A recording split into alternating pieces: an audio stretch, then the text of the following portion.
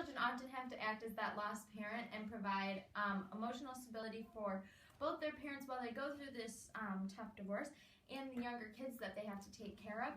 So this can lead to feelings of inadequacy because they will not be able to reach these physical and emotional expectations that their parents unconsciously place on them. Along with that, there's diminishing relationships. Parenting time is extremely decreased, whether it's like a 50-50 split or a 75-25 or a 90-10. Parents still see their children less, so therefore the relationships that were once well and established can be diminished.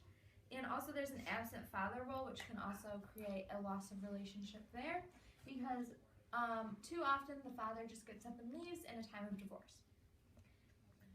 Also, another immediate effect is coping with it, and younger children often have a harder time or have a different way of coping with it than older children do. Their coping usually entails confusion, and confusion leads to frustration, and frustration leads to anger, so they'll tend to cope with their feelings by lashing out just like boys kind of do, while older children can often have a period of reflection where they understand what's going to happen and they have to reflect upon what happened and the life that they are going to lead in the future. There are a few things that parents can try to do to minimize all these psychological or all these immediate effects. The first one is communication, and that's basically just talking your kids through the process, letting them know how it is, letting them know that it's not their fault, and giving a open communication between you and your kid, or between the parents and the kid. I always say you, and it's bad because I'm not talking to them. Anyway, between parents and the kid, that way they know what their kid is feeling, and the kid knows like where the relationship is headed. Along with that, conflict shown to the kids is very important. By minimizing the conflict that you show that you and your ex-spouse are, that ex-parents are having between each other to their kids, the more secure and safe and loved they will feel. Okay, cool. Also, there are effects that cannot be helped or minimized, and those are ones that go further back in the brain, and those are the psychological effects. Those have to deal with obesity or becoming overweight and illnesses. Children of divorce are 54% more likely to be overweight or obese just by the act of divorce alone. This can be due to the financial issues that it places on families, resulting in them purchasing less healthy foods because they're cheaper, or it can also be due to the stress that occurs right after divorce.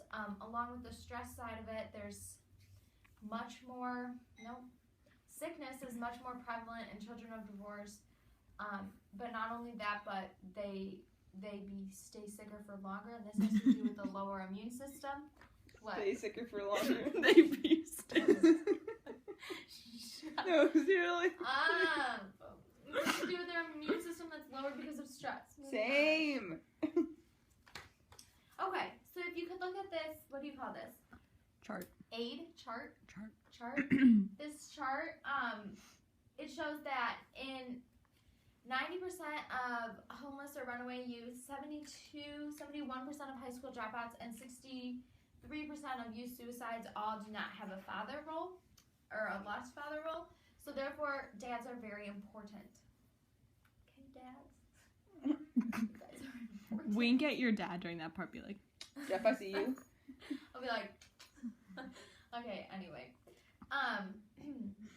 we've taken. So because of this, it just shows that dads are important, and often dads are gone when children get divorced. Cool.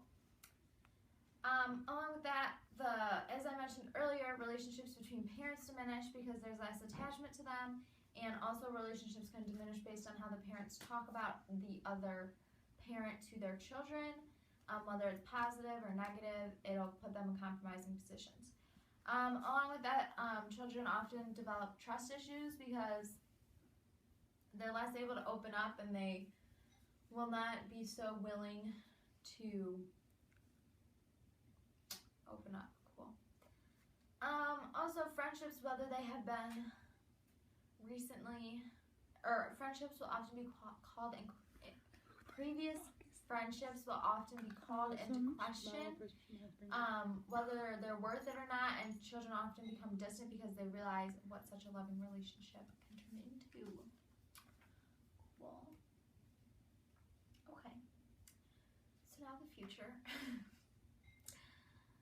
As I mentioned earlier, the economic or financial status of a family can dramatically decrease, and this can often put families into poverty. And as many people know, the poverty cycle, poverty often tends to be in a cycle where it's very hard to get out of. So this can actually keep children in poverty in their lifetime. Along with that, some children are afraid of marriage, and so they will not get married just because they fear what happened to their parents will happen to them, because they are so much more likely to get a divorce if they do get married. With that being said, they also have higher stress levels, less likely of a chance to succeed academically, and there have been studies to show that they often, while they move forward with it, they do not forgive their parents for it. There was a study done at Stanford of Stanford students, and it showed that like 10 years after the study, there was a follow-up study, and it showed that those kids who defied all academic failure statistics and defied all the stress levels and dealt with it very well and still achieved academically very well, still ended up did not forgive their parents for what they had caused.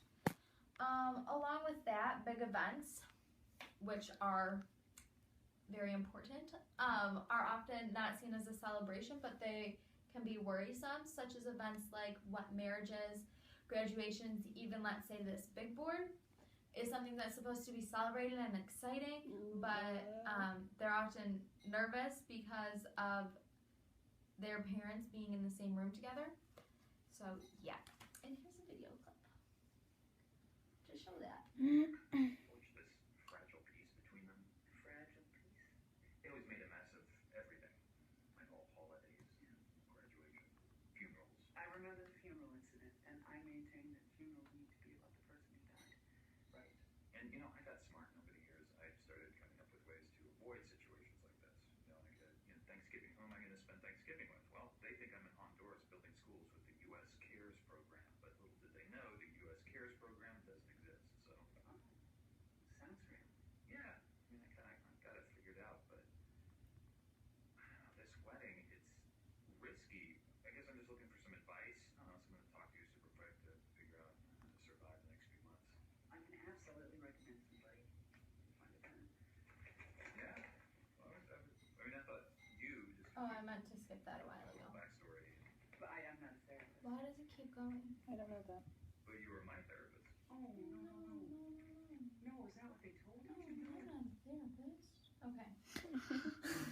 Sorry. Okay. So the three main opposing arguments that I found while doing my research, is it okay to say that? Mhm. Okay.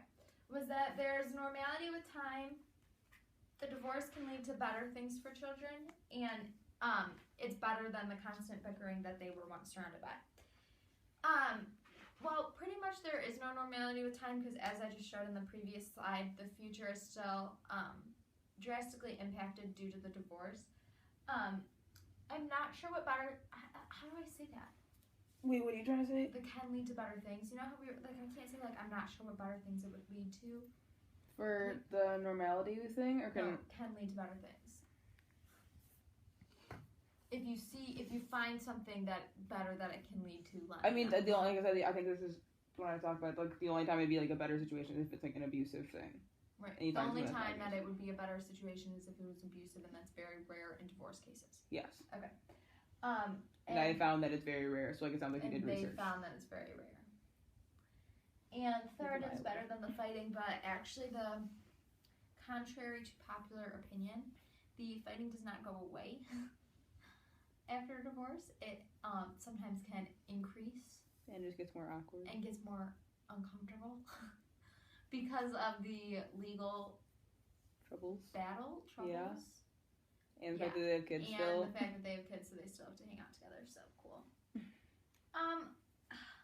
For my service learning project, I went to Judge Karen McDonald, my stepmom's circuit court. She's a family law judge, and I provided a piece of literature, a pamphlet, to parents who came in filing a PPO, which is a personal protection order. It acts like a restraining order.